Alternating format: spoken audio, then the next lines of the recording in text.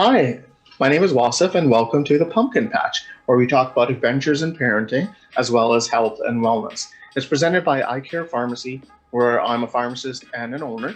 So if you have any questions about the podcast or need help with a prescription, you can feel free to text me at 780-705-8871. We provide free delivery as well as expert advice all throughout Edmonton, Sherwood Park, St. Albert, Beaumont, as well as even Stony Plain. So if you do like the podcast, please give us a 5-star rating and hit subscribe. Thanks so much for dropping by, and I hope you enjoy our little conversation here. Thanks. Bye. Hi, I'm Wasif from iCare Pharmacy. Welcome to the iCare podcast. I'm here with two of my friends here. It's kind of a mirror image, so I got to point the opposite direction. That's Kovir. He's a optometrist, and then that's Harnik below. He's a teacher. They're brothers. I don't know if you could tell or not, but they're brothers. So yeah, welcome. Thanks for coming to the podcast, guys. How's it going? For sure. Thanks for the invite. Yeah, thanks for the invite too, Ross. You see my shirt here? I don't know. It's hard to see, but it says no problem. No problema. I'm trying to kind of build my repertoire of dad shirts to get an early start on embarrassing my kid. So that's the goal of that, right, honey? No. You already started embarrassing your kid. Yeah, I know. But don't worry, eventually you'll get to like Optimus Prime. Oh, nice. I didn't wear my Super Mario Brothers shirt I got from Father's Day last year, so I've just got that shirt. But yeah. So I just wanted to kind of talk to you guys about your experiences of being dads and that sort of thing. But to start it off, it's always nice to kind of start with a little bit of an icebreaker. So I thought the icebreaker would be, like when we're a family, there's always like certain like rituals or things that we do with the family on like say a weekly or monthly basis that it's always fond memories, right? For me, it was like every Sunday we would go to Tim Hortons, buy a muffin and buy some chocolate milk, and we would walk around Castle Downs, their man-made lake or whatever down there, right? And that was always, I always look forward to Sundays because that was kind of like family time, and we got to, I look forward to my treat and walking the lake and enjoying the weather. So that was always kind of what I always looked forward to in the week. Did you guys have any like, any things like that was like family time that you guys really enjoyed back in the day? So back in the day, it's funny you say that. I think of McDonald's on Saturday mornings, if I'm not mistaken. Dad used to be a taxi driver, and he'd come in on Saturday morning at sometimes with this hotcakes Happy Meal. Quite often, if I remember. I just remember Saturday being one of those days where we'd get up early to watch cartoons, and then surprise, hotcakes. Oh, nice. What about you, Kovir? Any? Yeah, that would be the memory too that I was trying to think. Yeah. I was trying to rack my brain to see what I can remember, but those would be the enjoying ones. That was a nice little surprise for the end of the week. Yeah, nice. And yeah, so we're like me and Doreen are about a month and a half away, right, honey? Okay, just checking. So about a month and a half away. And right now, the phase we're in is we went to the Bye Baby. Is that where we went? Babies R Us. We went to Babies R Us, and they gave us the gun, the magical gun. And they said, here's this gun, and shoot as many things as you can. And that's what we did. And yesterday we kind of the gun kept crapping out on us. Yeah, the gun was a horrible experience because it kept dying. so we probably it died like 3 or 4 times. And then Doreen panicked and saying, "Oh no, this is a bad omen." But yeah, that was fun. But anyways, so yeah, we did the gun thing. We painted the nursery and those sort of thing, and we did all the carpets. And I'm not really sure. I'm sure there's lots to do, but I don't know really what I'm supposed to be doing. I'm just do whatever the wife tells me to do. But yeah, yeah. So, what kind of, I don't know, what should I be doing to prepare for this upcoming bundle of joy? Well, Colbert, I'll let him go first because he's done it not once, not twice, 3 times.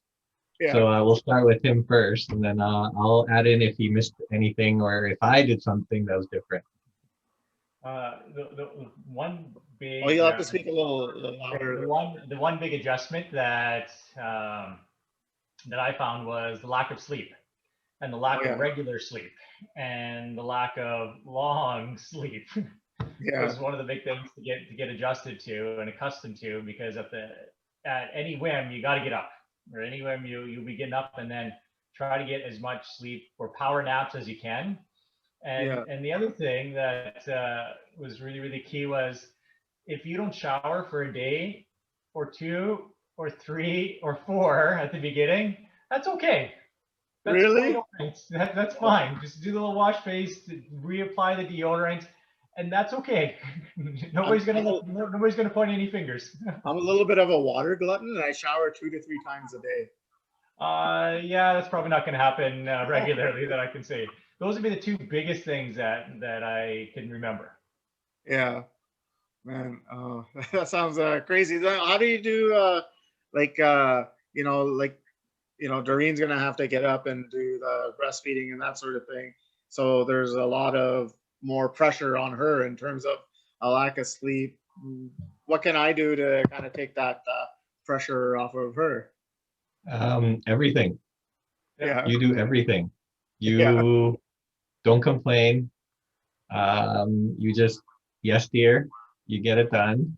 And because a lot of things, like for us guys, it was more just trying to catch up on sleep. Yeah. We didn't have the other aspects of childbirth that we had to possibly still take care of. And so from my side, anything that happened, it was, no, yes, I'm there. If it's an 11 o'clock drive to the pharmacy to pick up something, like you do it. Yeah. If it's 3 in the morning. And for us, we had formula for our son. And so in a way that was a little bit different. We tried the other way, it didn't work as much. And so for the rest of his bottle feeding days for the year and a bit, we had this cool coffee machine look-alike that any of us could just get up and press the button and get the formula. And he was okay with both of us. So I don't know the other side, but I've heard stories where the son or daughter will only be happy if he or she gets to see his mommy. So for you, Wasif, you do anything and everything. Yeah. Yeah. And then, yeah, you were gonna say, Cover?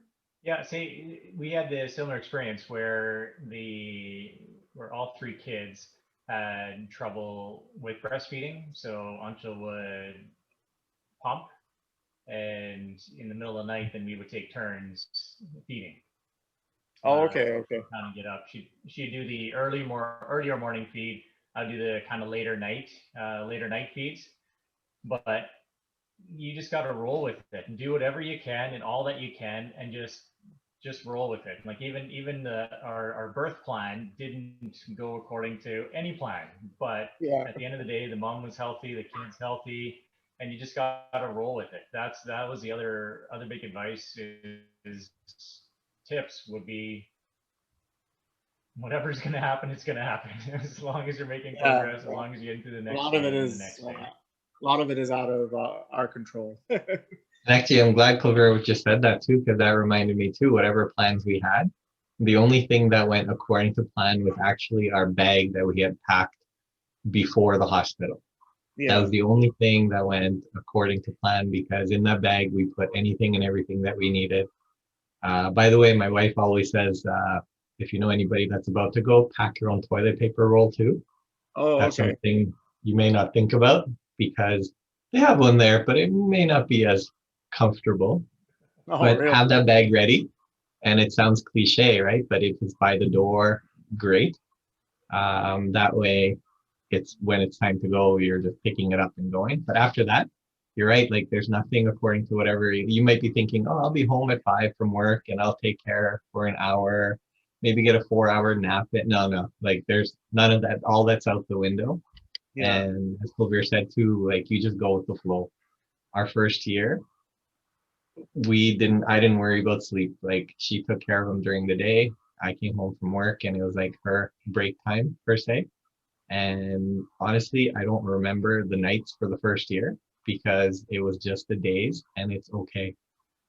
You can hear anyone and everyone say that it's going to be rough, but you won't know until you actually experience it. But truthfully, it's so fun. Yeah. Yeah. So what you're That's saying is, that's the other yeah, that's the other side of the coin too. And just exactly what I touched base on is that you have no idea how much more love you have in your heart until you have that little bundle in your hands and you're thinking, yeah, it's all worth it. All this is totally worth it. And it's, yeah, every couple of weeks, every month or so, reach a new milestone. It gets a touch easier, a touch more into routine, touch more. But yeah, you have no idea until you're right there, and it's the biggest blessing in the world. So We had to feed him every 2 hours for the first few weeks. So which meant we had maybe 90 minutes of sleep. And you can only get so much sleep in those 90 minutes. But yeah. within 2 weeks, when it went from 2 hours to 3 hour feedings, we were like, yay, we get an extra half hour, 45 minutes. Like those little things just made it worth it. And you just dealt with it. You did it. So what you're saying is I should finish Assassin's Creed before the baby comes. absolutely, yes, absolutely, yeah. Yeah. The weirdest feeling was when they finally sleep through the night. Yeah. It is the scariest. It's wonderful, super Or- wonderful. You reach that milestone. It's awesome. It's fantastic.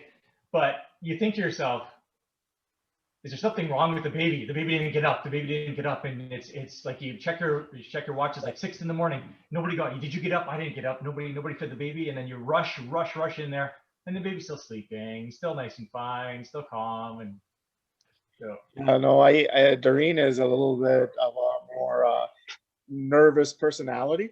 So I have a I have a feeling for the first few nights she will just be standing at the crib.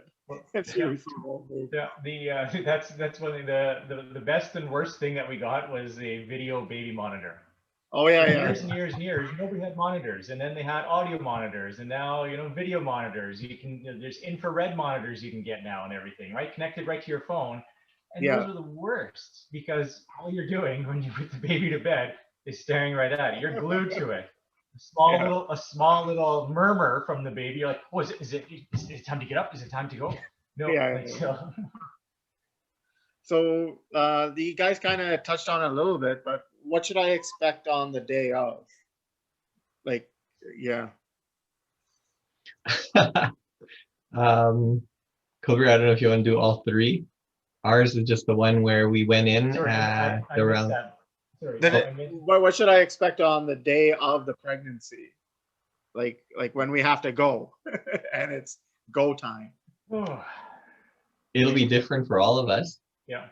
And like Yeah, I'll just tell you my quick story is all day things are going well, and then by evening it's like, uh-oh, the contractions are getting a little closer, and we're looking at our piece of paper. We're like, oh, interesting. It's falling in within certain time frame. We got to the hospital at 9 o'clock that night. They said, yeah, things are going to go well. It'll be sometime in the morning, but it didn't take like all night. Nothing happened. Things slowed down in a way, and it was almost 20 hours later that he came. So to get to that point, it's going to be very different. Now, as soon as he was born, it was a bit of relief, a bit of excitement, and then the parts of now what? yeah, Yeah, absolutely. For all three, well, the second and third one were easier. yeah, But so I was at work. Until went in to for regular checkup, and she was struggling with high blood pressure issues. And preeclampsia, and so very, very closely monitored. Came in for a regular checkup, and then she was going to stop over at work for, we'll go out for a quick lunch, and this is still 35 weeks. Yeah, 35 weeks in. And she comes in for lunch, is like, yeah, I'm like, yeah, ready to go. She's like, yeah, we're going to the hospital tomorrow morning and we're not leaving until the baby's out. So I'm like, no, we still have 4 weeks. Like, no, we still have lots of time. It's, it's good. No, like, no, it's go time. And so So we it's stayed there. just It like, was 4 days. Yeah, 4 days of labor. oh, And then but it was for, but 4 weeks early. yeah, it was 4 weeks. Yeah, Sahil was our youngest and lightest baby. Oh, 4 okay. weeks early. Still not considered premature, still considered full term at that stage, but very like 5 pounds, I think just barely 5 pounds. And it turned out to be an emergency C-section. And then for the next two, Angela was recommended to carry on with scheduled C-sections. So that's why number 2 and 3 were a little bit more predictable, because we got a date that you have to go to the hospital on both second and third.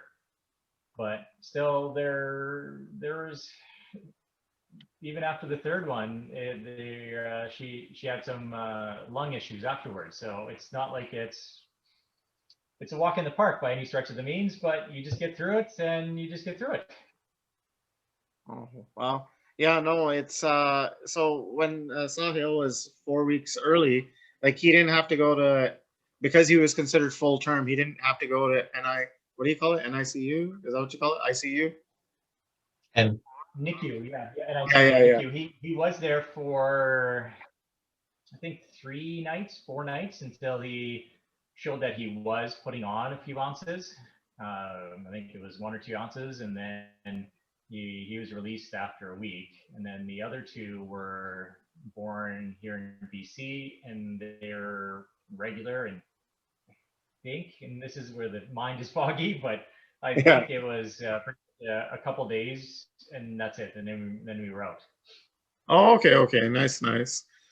Yeah. Yeah, the yeah, other, ours, sorry, yeah. I was gonna say ours, we ended up staying for 5 days after that 20-hour, I guess, event for the big game.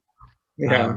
Because when he got out, there's some things they need to check, and by day 3, they were saying, yeah, it looks like everything's gonna be okay, and we're gonna send you home. But then our doctor that came in the morning goes, it would be okay if you could stay another night, because I have a feeling, and whatever she did or saw, that he might get jaundice.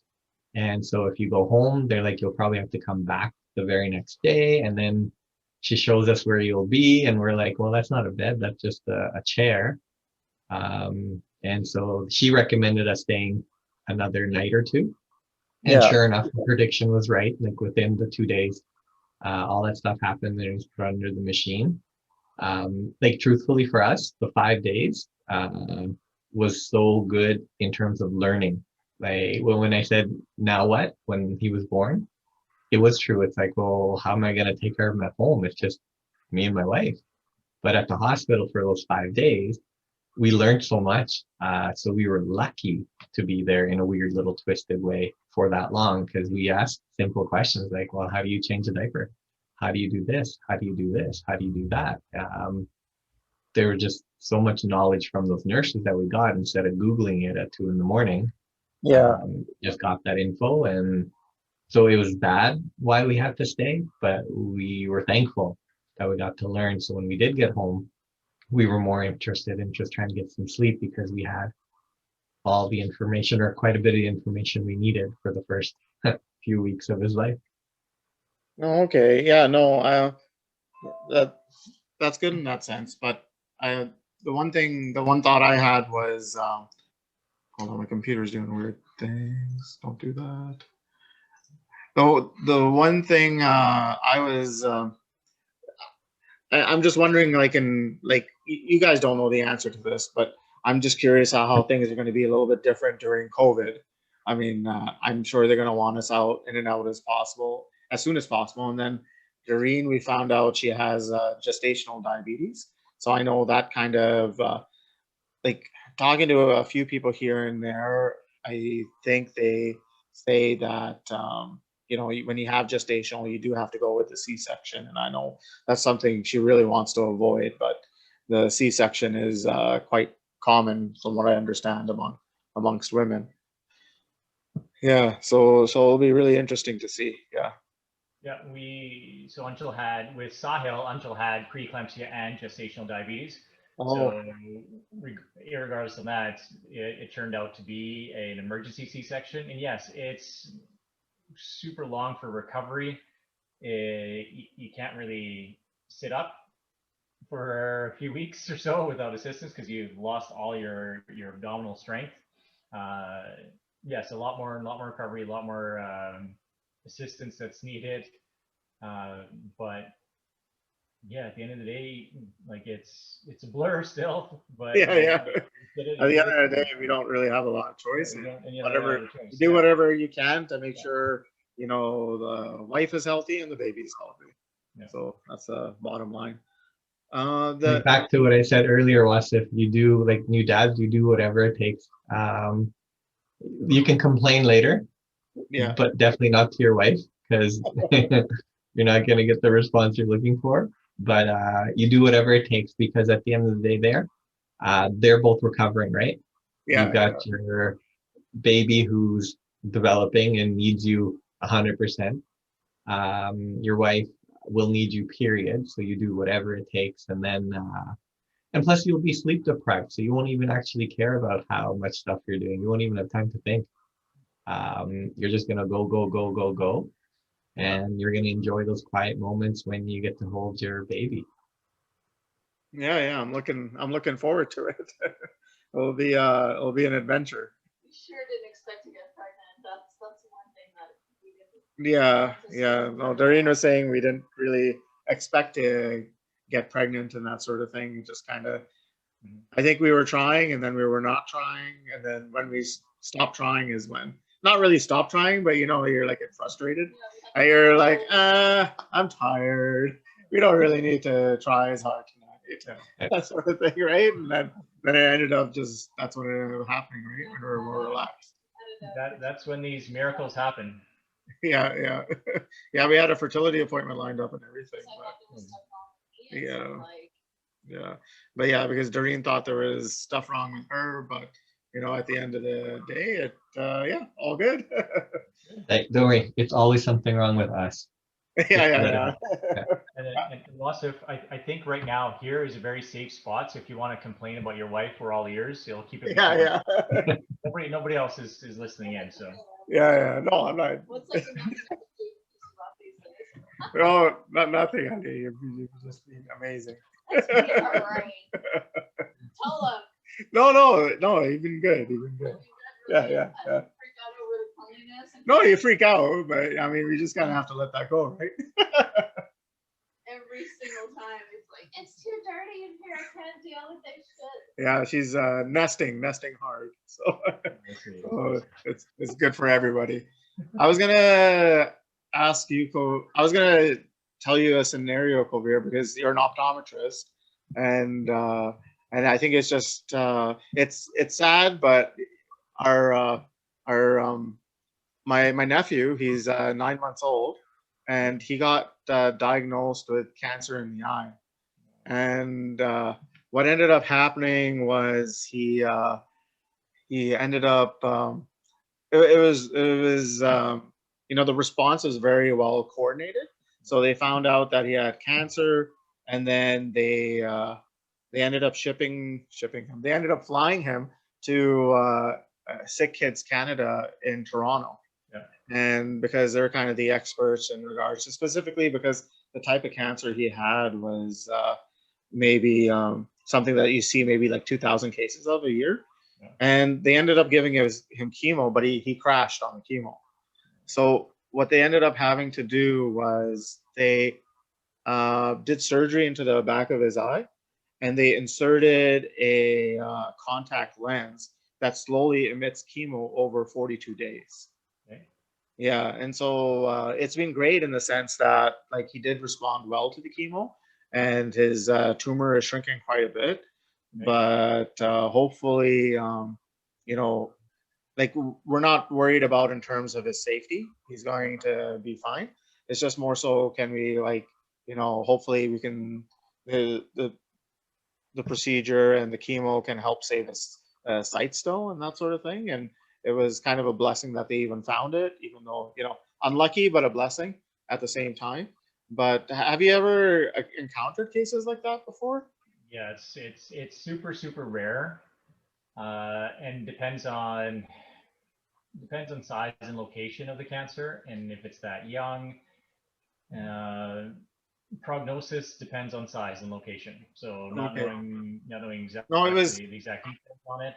it was It, good in the sense that they said it was good because it was encapsulated in the eye and it wasn't outside of the eye at all. So they said okay. that part of the prognosis was really that was good, that it was just in the eye.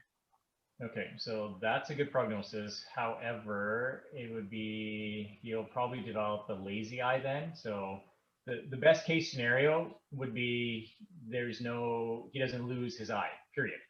That's Yeah, the best case scenario, right? yeah. So if it's localized within the structure, if it hasn't migrated anywhere else, you'll keep the eye. You may still have some peripheral vision. However, with it being so intricate and you need to have that full sensory to be able to develop properly, especially at that age, the prognosis probably isn't looking good that he would be able to see clearly, very clearly out of that eye. Yeah. What exactly is a lazy eye? So the definition of a lazy eye is where it's basically typically where the eye's at the front of the head, the visual cortex is way at the back of the head. It's typically the wiring is never laid down correctly between the eye and the visual cortex. So all those millions and millions of wires. Now that can arise from genetics, that can arise from having disease such as cataracts or cancer or some sort of blockage that the eye doesn't get enough clear information. Typically, lazy eye is refractive in error, meaning that eye needs a very strong prescription for it to start developing and focusing correctly. Okay. But here's a dad optometrist talk: is that get your kids' eyes checked every year, starting from pretty much 6 months and up. And Yeah, this was a situation where they brought in the kid to look at one eye because there was a cyst, and they said, "Oh, we might as well look at the other eye yeah, while we're here." And they looked at the other eye and they discovered it. And they said if you had waited like 2 or 3 more months, like the prognosis would be significantly worse. like absolutely, that sort of gives you goosebumps to think about that. It was just by chance, right? That they Yeah, said, yeah, let's take a shot and take a look at the other eye. So it's it's greatly important to keep that in on tab. So but I know it's hard to speak on like any specific case, but in general, the prognosis is usually not that great in terms of saving the vision. with any type of cancer in the eye, there's probably lots of cases that it's healed to a certain extent, but once you start losing particular parts of your eye to that, Yeah. prognosis can be poor, and it's varying. That's Oh, all okay. I can comment on. Yeah, I mean, the good part was that they said like this was the earliest that they've ever seen it discovered in Okay, all their cases that they've looked at. right.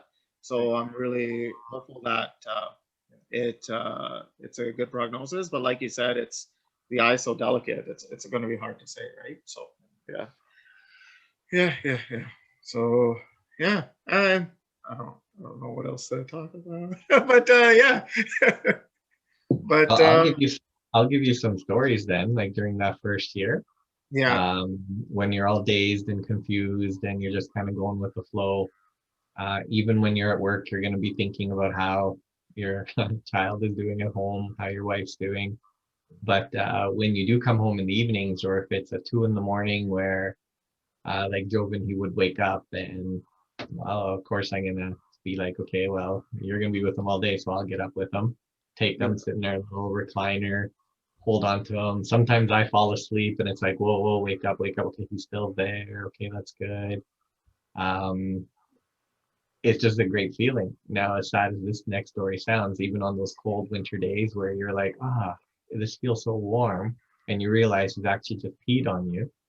And then you're like, whoa, it's warm because he's peed all over me.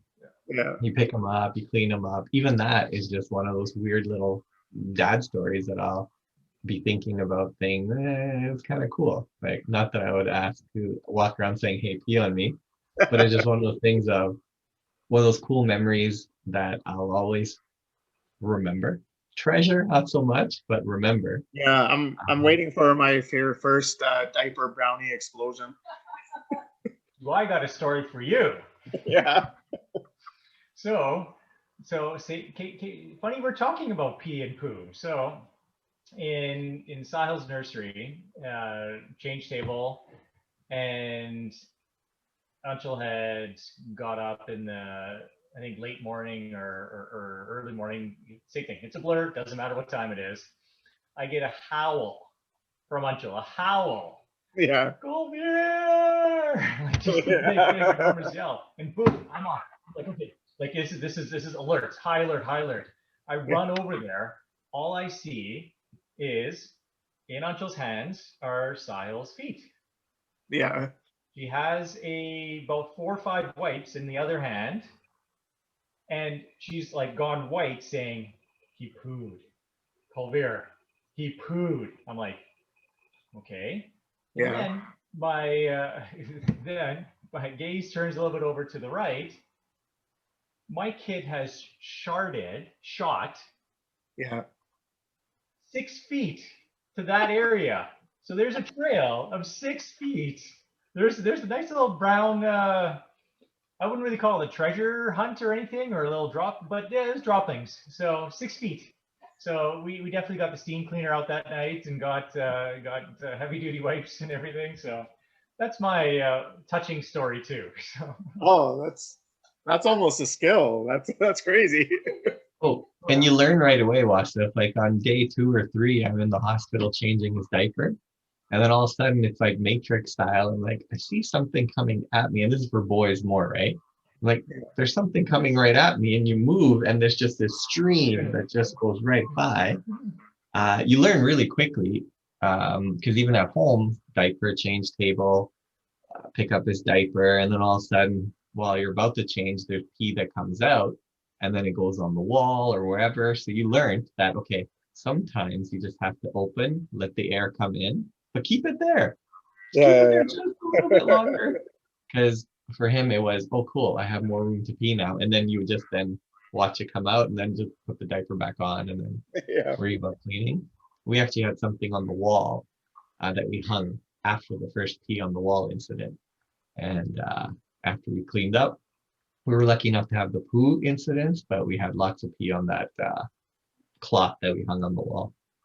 Oh, okay. And then I was also gonna ask, like out of like we have to do like a lot of like prepping and shopping for the baby. What's like the I don't know how to word this, but what's like the number one thing that you bought that you're like, oh my God, thank God we bought that in preparation? Sorry, my internet was really choppy there. So what was the question? Yeah. What was like in preparation for the baby?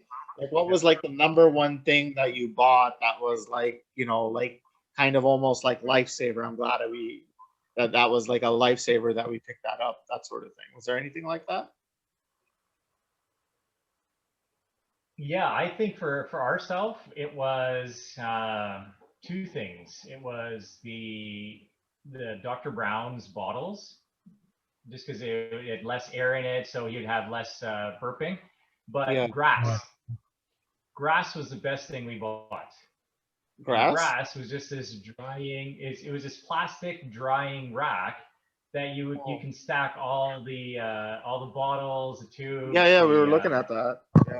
All that, and that was that was the best by far, because you still have your your dishwasher, your laundry, everything, your drying rack for your dishes. But you have a specific area just for that, and it worked out fantastic. That was one of the highlights. A wipe warmer that we also got. That was fantastic as well. Okay. Little battery plugged in to the wall that keeps the wipes warm. So when you're using it on when you're wiping the baby, it's not a big shock to them. Yeah. What about you, Harnik? Yeah, no, those are good ones too. Like we had that drying rack after, and the white warmer we never got, but in a way we wish we had, but we figured it's only the first year. That's okay. We tried to warm it up. But ours was I forgot the proper name, but it's like a playpen that comes in a bag. You fold it up, right? Oh yeah, the little cage. Yeah, like little cage, but the cage had like levels to it. So for the first 6 months, Joven slept in our room with us, and we already had the crib set up, right? And we're like, we don't want to tear it down and bring it into our room because we had the crib in the nursery. So for the first 6 months, we're like, yeah, we'll keep him here. So we had that set up, and it was beautiful because while we're sleeping at night, that's where he would be. During the day when we were up, she would slowly start putting him into the crib, but that playpen thing was beautiful for that stage. And then as he got more mobile and I was at work, it was great because we could lower the middle part and she could put him in while she had to do whatever she had to do where she couldn't keep an eye on him. And when we traveled, it was a perfect little place for him to sleep in. So we used it quite often for the first 2.5 years of his of his life. Okay. Yeah, I'll have And to. we just happened to walk into Toys R Us or Babies R Us, and it was on sale. And my wife, this was a few months before, goes, I think we might need this. And it's like, all right, yeah, I'm not going to say no. Let's get it. Yeah. I'm glad we got it, or I'm glad she saw it. Okay. What were you gonna say, honey? Or No, I agree. I wanted to get one. And I was like, I didn't use it, and then now it's here in Toronto, and she's using it for dating. oh, okay. So yeah. I have my son on it. I should have scanned it while I was there. Okay. Well, I mean, yeah, she's saying she should have scanned it when we were there, but we can go. But that's just scanning. We can go back and grab it. Coupons and the discount if you scan it on the registry. That's why we essentially signed up for it. Yeah. So we can get the discount. Yeah. But yeah. So yeah, those were all good tips and that sort of thing. Thanks for you guys sharing your experience with me. It was pretty neat and cool to hear you guys talk about it. And I'm super excited and scared. I'm both excited and scared. but I keep joking. I'm just joking, but I keep like my birthday is in like at the end of the month, right? So I'm like, oh, wouldn't it be a cool birthday present if the baby came early? But it'd be like a month early, so it'd be too early. But Well, yeah, how about being born on your birthday? Huh? Being born on your birthday. Oh yeah.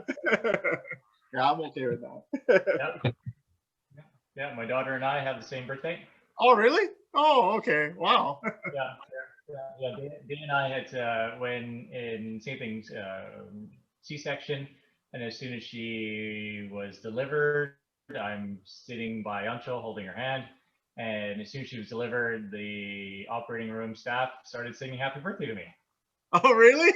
Oh. So it was really neat and really touching. Oh, that must have. I looked. Yeah, it was super amazing, super surreal, and then I look over at Anshul. I'm like, hey, Anshul, so where's my birthday gift? And that's when they gave you the baby. Pretty much, yes. Yeah, that's your birthday gift. That's my birthday gift. That's right. Yeah. All right. Well, thanks again for joining me, guys. Really appreciate it. Yeah, thanks for having us. Yeah. Thank you very much, Melissa. It was great. Yeah, you guys can enjoy the hockey game now. Thanks again for listening to the Pumpkin Patch Podcast. If you liked what you heard, please feel free to give us a 5-star rating and subscribe. And again, if you have any questions about the podcast or as well questions about your health or wellness, text me at 780-705-8871. And have a great day, and hopefully we'll chat soon. Thanks. Bye.